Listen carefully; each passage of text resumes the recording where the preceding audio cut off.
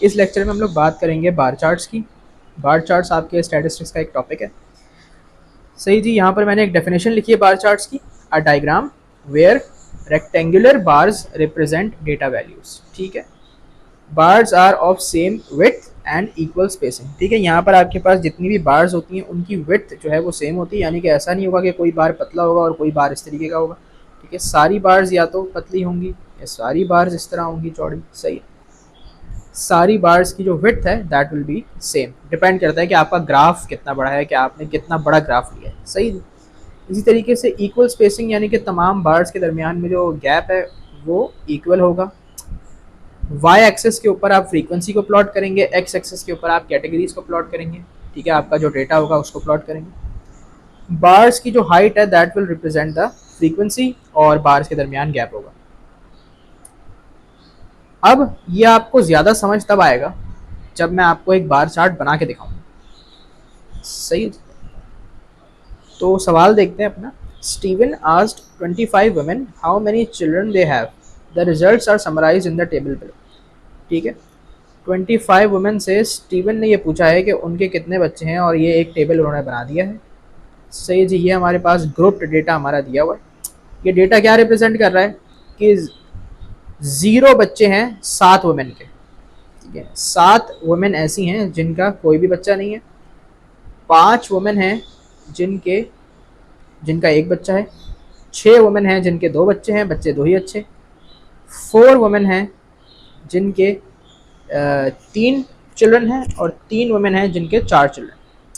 सही है जी, ये आपके पास आपका डेटा रिप्रेजेंट कर रहा है। सही है, मतलब ये कि अगर मैं अनग्रुप डेटा वाली लैंग्वेज में बात करूं तो आपके पास आपका 0 जो है वो आपके डेटा सेट में 7 बार आ रहा है, आपका 1 जो है वो 5 बार आ रहा है, 2 जो है वो 6 बार आ रहा है, एंड सो ऑन। सही है, इस तरीके से। अब हमें क्या करना है, हमें इस डेटा का बार चार्ट बनाना है। तो ये हमें हमारा क्या दिया हुआ है, ग्राफ दिया हुआ है, इसके ऊपर हमने बार चार्ट बनाना है। सही है, वाई एक्सेस पे हमारी फ्रीक्वेंसी है, एक्स एक्सेस पे हमारा डेटा है।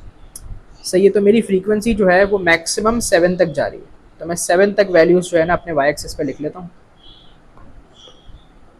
ये हो गया 1 2 3 4 5 6 7। सही है जी, ये नंबरिंग कर देते हैं 1 2 3 4 5 6 7।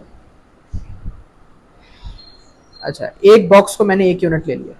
अच्छा, इसी तरीके से हमारे जो नंबर ऑफ़ चिल्ड्रन हैं वो 0 1 2 3 4। ठीक है, 0 से 4 तक जा रहे हैं।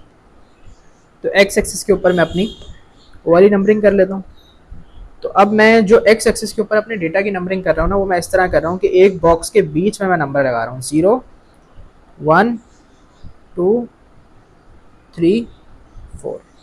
सही, 0 1 2 3 4।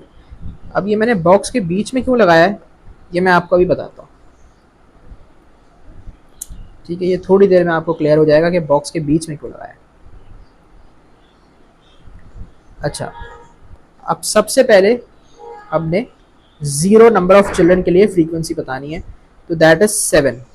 तो क्या होगा कि हमारा 0 के ऊपर ना एक बार बनेगा जो कि 7 तक जाएगा, इस तरीके से। सही है, ये 0 पे हमारा बार बन गया।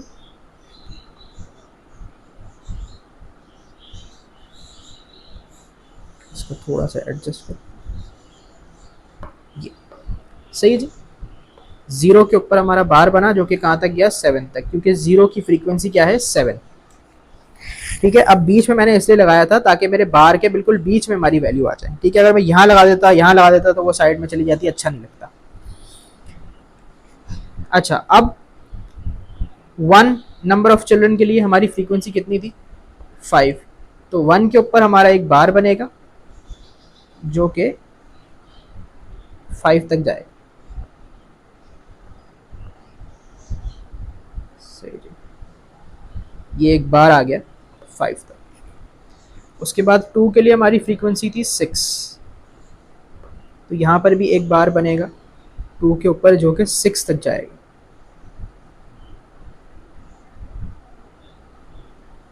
फिर 3 के लिए कितनी थी, 4, तो 3 के ऊपर एक बार बनेगा, 4 तक जाएगा।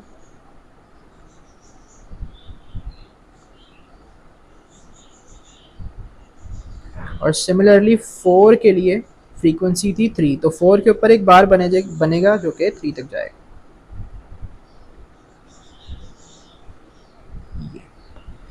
तो देखिए ये हमारा बड़ा खूबसूरत सा एक बार चार्ट बन गया। सही है, हमने जो हमारे टेबल की वैल्यूज़ थी उनको एक बार चार्ट की फॉर्म में रिप्रेजेंट कर दिया। सही है, तो भाई यही है बार चार्ट बस। ठीक है, सिंपल सा। इसमें आप देख लें कि तमाम बार्स की जो विड्थ है वो सेम है 1 यूनिट्स। तमाम बार्स के दरमियान जो हमारे पास गैप है वो भी सेम है 1 यूनिट। इसी तरीके से जो बार्स की हाइट है वो फ्रीक्वेंसी रिप्रेजेंट कर रही है कि इसकी फ्रीक्वेंसी 7 है, इसकी 5 है, और बार की हाइट भी 7 है, इस बार की हाइट भी 5 है। सही है जी। तो हाइट क्या हमारे पास रिप्रेजेंट कर रही है? फ्रीक्वेंसी। वाई एक्सेस के ऊपर फ्रीक्वेंसी प्लॉट हुई भी है, एक्स एक्सेस पे हमारी कैटेगरी या डेटा प्लॉट हुआ हुआ है। तो ये था बार चार्ट का कॉन्सेप्ट। अब हम इसके पास पेपर्स कर लेते हैं।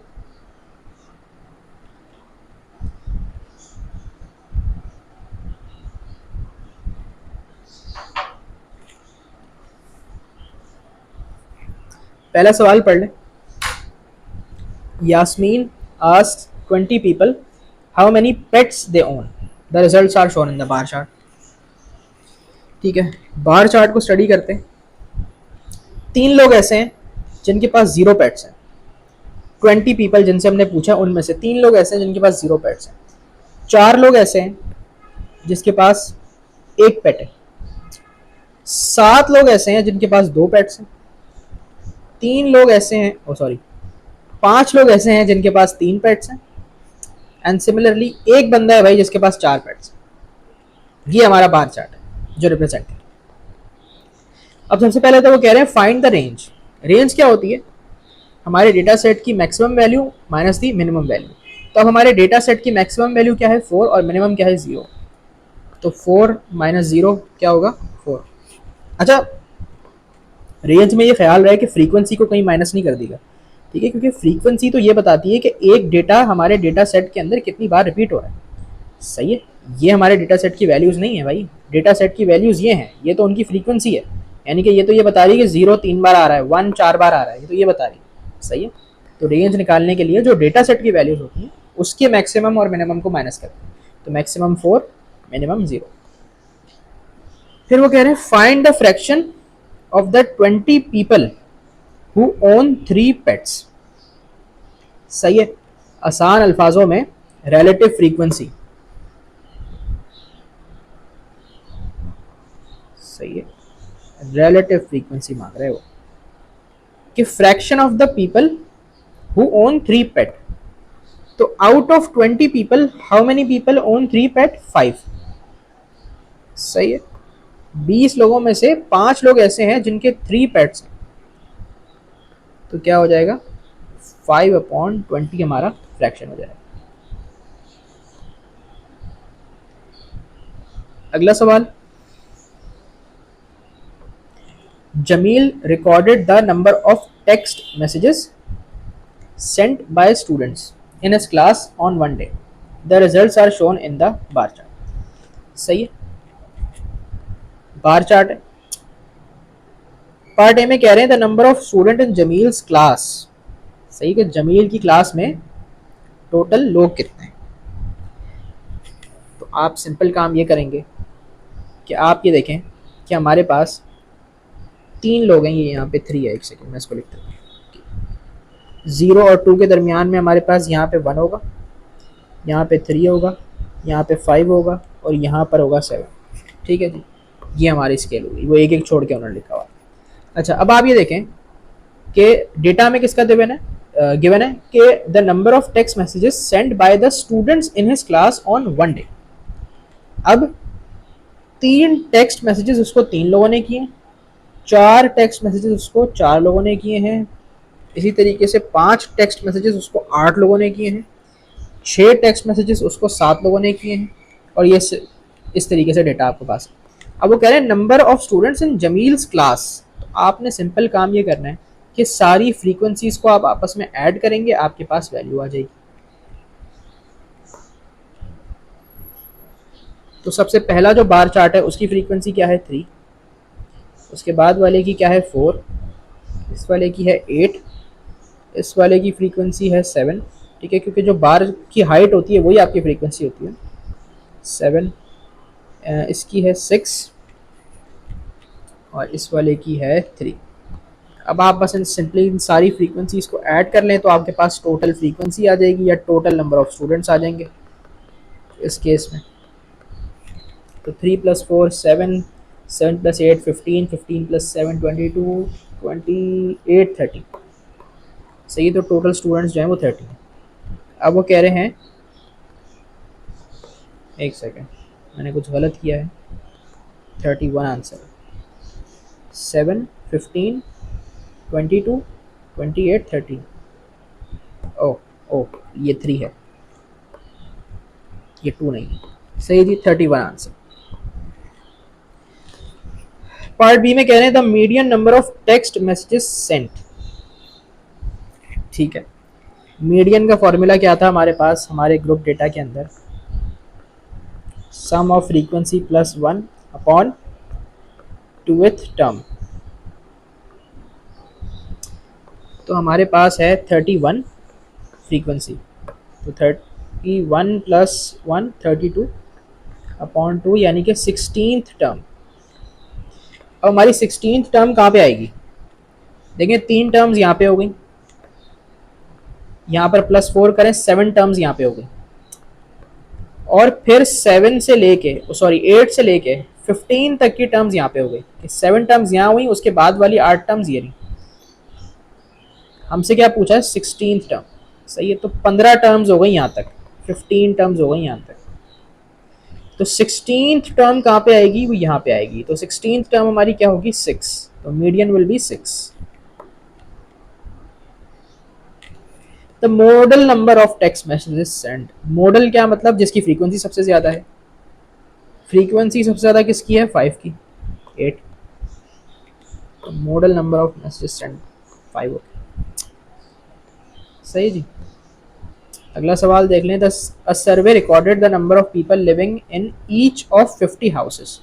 The bar charts show the result. Find the mode. Mode क्या होगा? जिसकी फ्रीक्वेंसी सबसे ज़्यादा होगी। फ्रीक्वेंसी सबसे ज़्यादा किसकी है? जिसका बार सबसे लंबा है, ये वाला 12 पे आ रहा है। क्या है? 4। तो 4 हमारा मोड हो गया। Find the median. मीडियन निकालना है। तो हमारे पास जो टोटल नंबर ऑफ हाउसेज हैं दैट आर 50। मीडियन का फॉर्मूला क्या होता है हमारे पास? Summation of frequency plus 1 upon 2। 50 + 1 total frequency plus 1 upon 2, 51 upon 2। ये हो जाएगा आपका 25.5 टर्म। यानी कि आपको 25th और 26th टर्म का जो है ना वो क्या लेना पड़ेगा? एवरेज लेना पड़ेगा। अब देखें 7 टर्म्स हमारी यहाँ तक हो जाती हैं, उसके बाद 7 में 11 प्लस करें तो 18 टर्म्स हमारी यहाँ तक हो जाती हैं। उसके बाद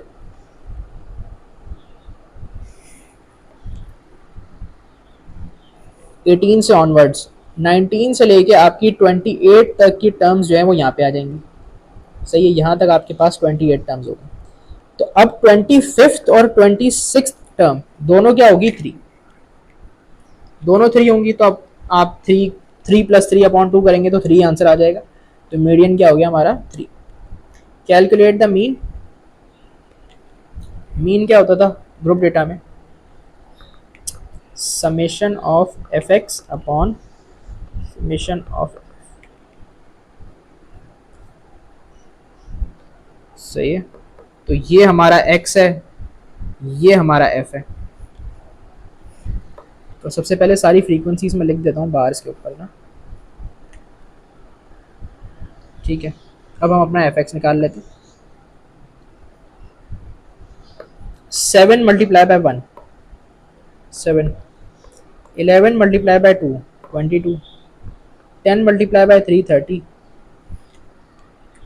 4 × 12 48, 6 × 5 30 एंड 4 × 6 24। सही है, 1 2 3 4 5 6, ये 6 वैल्यूज आ गई एफ एक्स की। समेशन ऑफ एफ एक्स क्या है, 7 + 22 + 30 + 48 + 34 अपॉन समेशन ऑफ एफ यानी कि 50, क्योंकि टोटल हमारे पास 50 का डेटा है, मैक्सिमम फ्रीक्वेंसी 50 है। सही है जी, इसको सॉल्व करेंगे। 7 + 22, अच्छा पेपर 2 का क्वेश्चन है ना, तो फिर कैलकुलेटर यूज़ कर सकते हैं,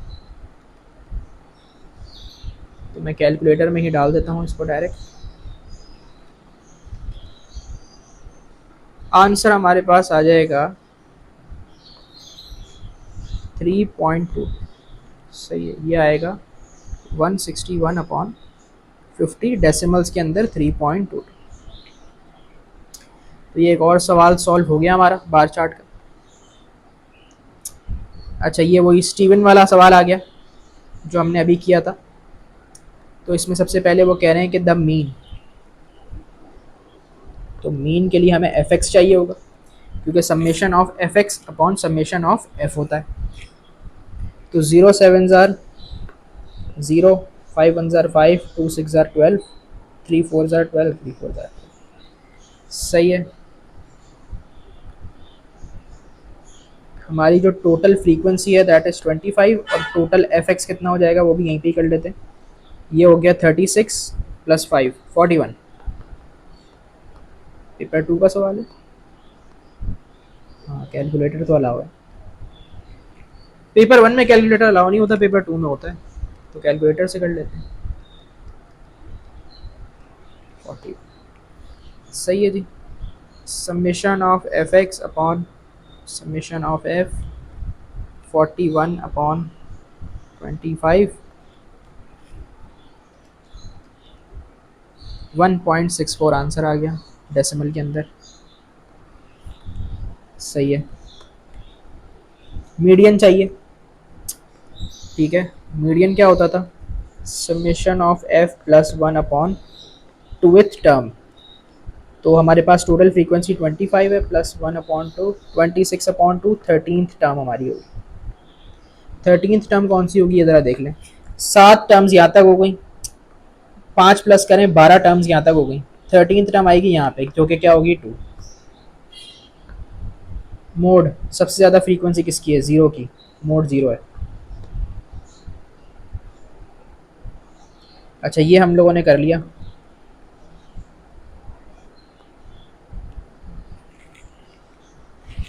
आखिरी देख लेते हैं।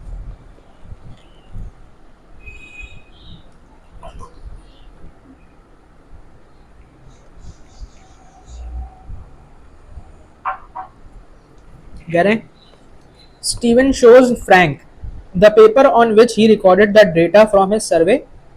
Part of the paper has been torn. Which 5 numbers are missing from the paper? सही है, ये वाला जो डेटा है ना हमारा, पिक्चर,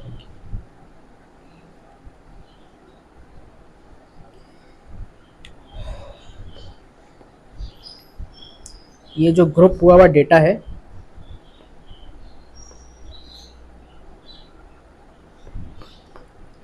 इसकी इस पेपर के ऊपर उसने अनग्रुपिंग कर दी है इस डेटा की। सही है जी। अब वो कह रहा है कि भाई ये पेपर फट गया है और 5 नंबर जो है हमारे चले गए हैं, तो वो 5 नंबर्स क्या थे, तो देख लेते हैं क्या थे। देखिए हमारे डेटा सेट के अंदर 0 जो है ना वो 7 बार आ रहा है, तो हम काउंट कर लेते हैं कि 0 हमारे पास कितनी बार है। 1 2 3 4 5। सही है, 2 जीरोस मिसिंग है, तो इसका मतलब है कि वो जो 5 नंबर थे उसमें से 2 तो 0 ही है। सही है, 2 तो 0 है। इसी तरीके से हमारे डेटा सेट के अंदर 1 जो है ना वो 5 बार आ रहा है, तो काउंट कर लेते हैं 1 कितनी बार है। 1 2 3 4, 4 बार, तो मतलब जो एक नंबर मिसिंग है दैट इज 1। इसी तरीके से 0 हो गया, 1 हो गया। अब ज़रा देख लेते हैं 2 को। 2 हमारे डेटा सेट में 6 बार आ रहा है, तो 2 काउंट कर लेते हैं। 1 2 3 4 5 6, ठीक है, 2 सही है, 2 6 बार ही है। 3 हमारे डेटा सेट में 4 बार आ रहा है। 1 2 3, तो एक मिसिंग नंबर हमें क्या मिल गया, हमारा 3, कि 3 4 बार आना चाहिए, लेकिन 3 यहाँ पर कितनी बार लिखा हुआ है, सिर्फ 3 बार लिखा हुआ है। सही है, ये 4 नंबर हमें मिल गए। 4 आ रहा है 3 बार, यहाँ पर कितनी बार 4 लिखा हुआ है, सिर्फ 2 बार, तो एक नंबर जो आखिरी है वो 4 होगा।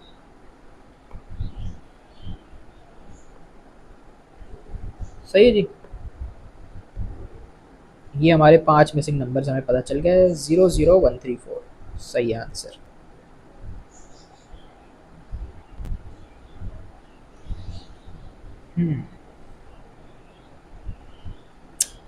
ओ, एक पार्ट रह गया, ये देख लेते हैं। Steven says that the mode is the average that best represents the data, explain why Steven is wrong.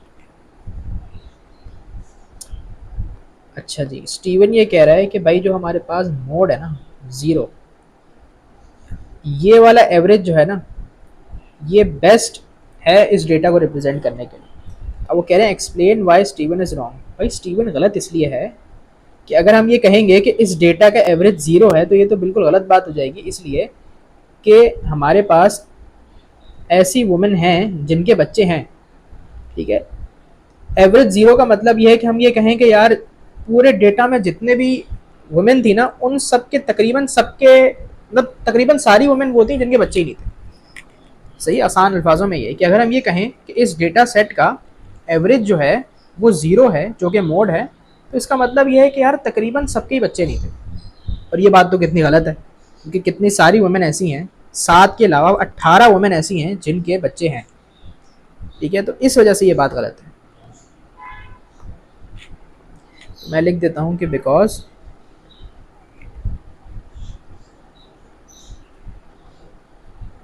Many women, या मैनी क्या, इसको नंबर ही लिख देते हैं ना, because 18 out of 25 women have children।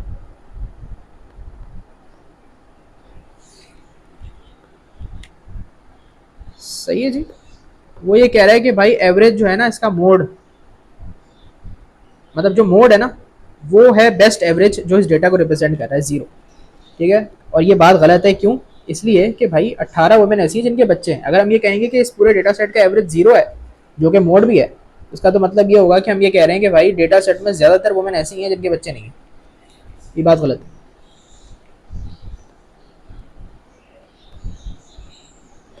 अगला सवाल, the frequency diagram shows the distribution of the number of letters received by a family each day over a 31 day period. सही है, एक फैमिली को कितने लेटर्स मिले हैं इन 31 डे पीरियड, वो हमारे पास बार चार्ट के ऊपर रिप्रेजेंट हुआ। अब सबसे पहले तो कह रहे हैं फाइंड द मोड। तो मोड क्या होता है, जिसकी फ्रीक्वेंसी सबसे ज़्यादा होगी, तो वो क्या है, 1, 8 फ्रीक्वेंसी के साथ। मीडियन, मीडियन होती है मिडिल वैल्यू, तो 31 प्लस 1/2। सही है, फॉर्मूला क्या होता है, summation of f plus 1/2 tooth term. सही, तो 32/2 16th टर्म,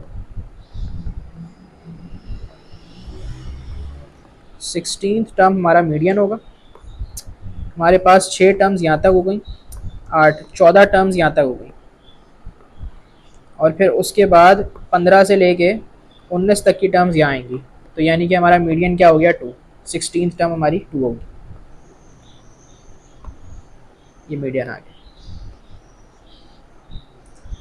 लास्ट सवाल है, वो कह रहे हैं the table shows the number of cars owned by each of 25 families. सही है, draw a bar chart to represent the information in the table. Find the median number of cars, modal number of cars, mean number of cars. सही है, ये भी कर लेते हैं।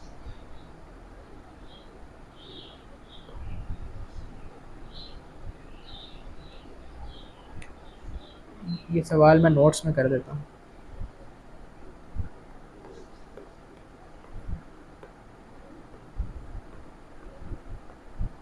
ये रहा सवाल, ग्राफ ये वाला उठा लेता हूँ।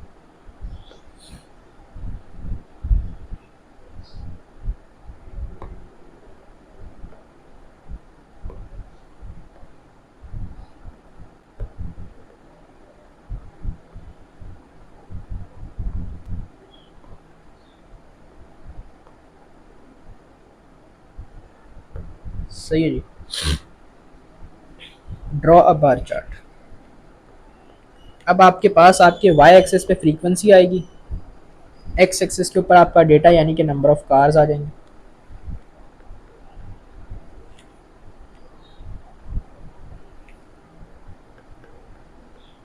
इसको यहाँ लिख देते हैं।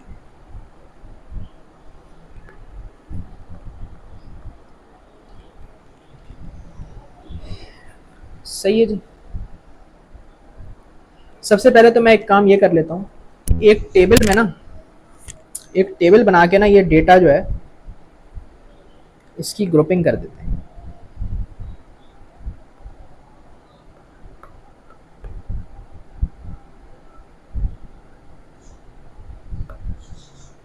यहाँ पर आपके पास आ गई कार्स और यहाँ पे आ गई फैमिलीज या फिर फ्रीक्वेंसी कह लें एफ। अब आपके पास सबसे पहले आ रहा है यहाँ पे 0 1 2 3 4 और 6, यही 5 नंबर है ना, 0 है, 1 है, 2 है, 3 है, 4 है, 6 है। सही है। 0 हमारा कितनी बार आ रहा है, 1 2 3 4, 4 बार 0 आ रहा है। 1 कितनी बार आ रहा है, 1 2 3 4 5 6 7, 7 बार ये आ रहा है। 2 कितनी बार आ रहा है, 1 2 3 4 5 6, 3 1 2 3 4 5 4 1 2 6 1। एक ही फैमिली है भाई जिसके पास 6 गाड़ियाँ हैं, अमीर तरीन फैमिली। अच्छा ये 25 हो गया क्या, 4 + 7 11, 11 + 6 17, 5 22, हाँ 25। सही जी। ये हो गई ग्रुपिंग। अब बार चार्ट बनाना आसान होगा। सही है, मेरे पास मेरी फ्रीक्वेंसी 1 से लेके मैक्सिमम 7 तक जा रही है। तो 1 2 3 4 5 6 7। इसी तरीके से मेरे जो नंबर ऑफ कार्स हैं वो 0 1 2 3 4 और 6 है। सही है, तो मैं यहाँ पर प्लॉट कर देता हूँ 0 1 2 3 4 तक यहाँ पे आ जाएगा, 6 नहीं आएगा। थोड़ा सा इसको मूव कर देते हैं फिर।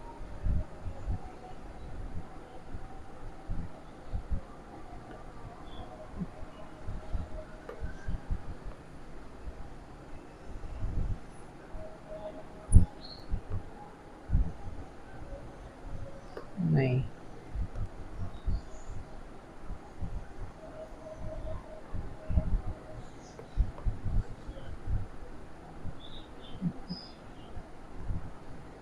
एक सेकंड में ज़रा ग्राफ को सही कर दो, थोड़ा छोटा कर देता हूँ।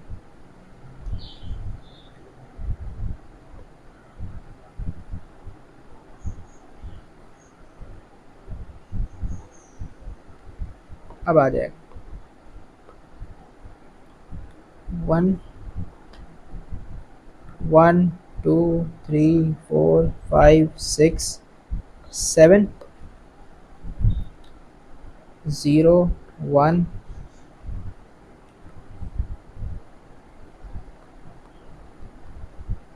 2 3 4 और 6 में यहाँ बना देता हूँ। सही है जी, मेरे पास ग्राफ पे जगह नहीं है। तो ये फ्रीक्वेंसी हो गई, यहाँ पे आ गई हमारी कार्स।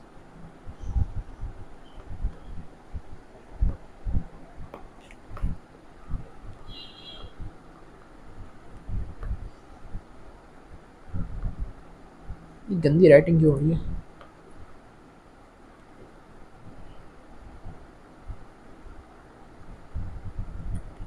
ज़ीरो 1 2 3 4 6।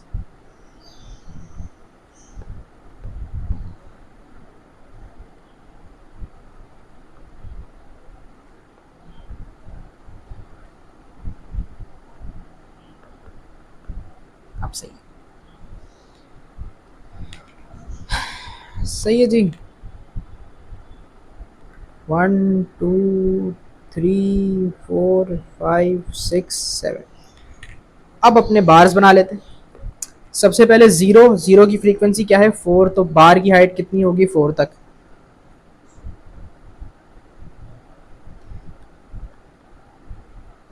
उसके बाद है 1, 1 की फ्रीक्वेंसी है 7, तो बार की हाइट होगी 7 तक।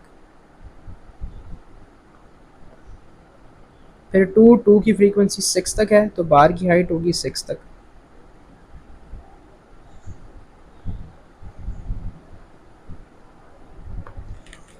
अच्छा जी, फिर है 3, 3 की फ्रीक्वेंसी 5 है, तो 5 तक हाइट होगी इसकी। 4 की कितनी है 2, तो 2 की तक हाइट होगी इसकी। भाई इतनी छोटा सा होगा। उसके बाद है 1 और 6, सॉरी 6 की फ्रीक्वेंसी है 1, तो इसकी हाइट 1 तक होगी। सही है जी। ये हो गया हमारे पास छोटा। तो ये हमारा बार चार्ट बन गया। बाकी के पार्ट्स में हमें क्या निकालना था? मीन, मीडियन और मोड निकालना है। सही है।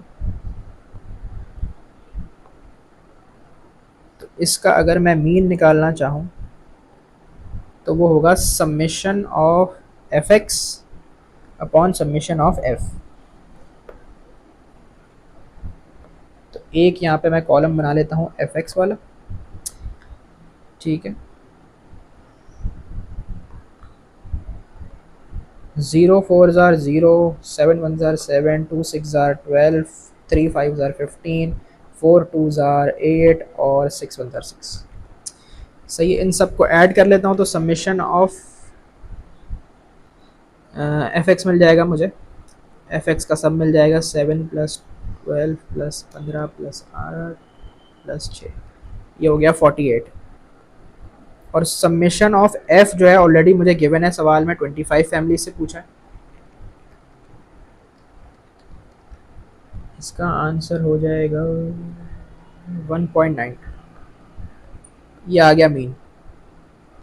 मीडियन निकाल लेते। मीडियन होती है मिडिल वैल्यू। यहाँ पर हमारे पास टोटल 25 फ्रीक्वेंसी है, 25 प्लस 1/2 यानी कि 26/2, यानी कि 13th टर्म होगी हमारी। सही है। तो 13th टर्म हमारी कहाँ पे आ रही है देख लेते हैं। हमारी 13th टर्म 4 प्लस 7 11, तो 11 टर्म्स तो यहाँ तक हो गई और 13th टर्म यहाँ पे आएगी। फिर इसका मतलब है ठीक है कि फिर उसके आगे 6 टर्म्स होंगी। तो 13th टर्म हमारी क्या है 2, तो हमारा मीडियन क्या हो गया 2। ये हमारा मीडियन आ गया। मोड, मोस्ट रिपीटेड वैल्यू, सबसे ज़्यादा फ्रीक्वेंसी। सबसे ज़्यादा फ्रीक्वेंसी किसकी है 1 की, तो 1 हमारा क्या हो गया मोड। सही जी। ये मेन मीडियन मोड भी हमने निकाल लिया, देख लेते हैं सही निकाला है। ओए होए 2 1 1.92। हाँ सही है, सही निकाला। ठीक है जी। ये हमारे सारे पास पेपर्स हो गए बार चार्ट्स के ख़त्म।